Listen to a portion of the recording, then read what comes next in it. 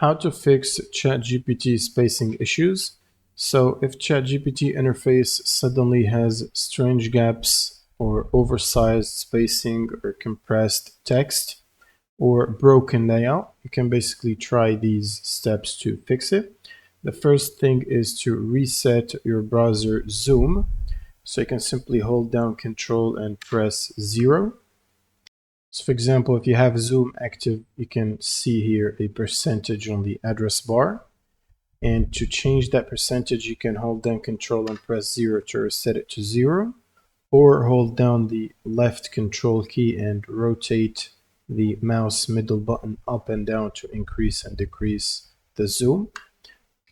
And what you can do next to fix that is do a hard refresh on the browser page for ChatGPT. So for example, this page here, you want to hold down Control and Shift and then press R.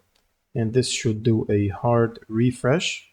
The next thing you want to do is disable any extensions temporarily that you might have enabled. So you can go to your extensions menu and go to extensions and turn off any extensions that might be currently installed on your browser to temporarily see if that solves the problem.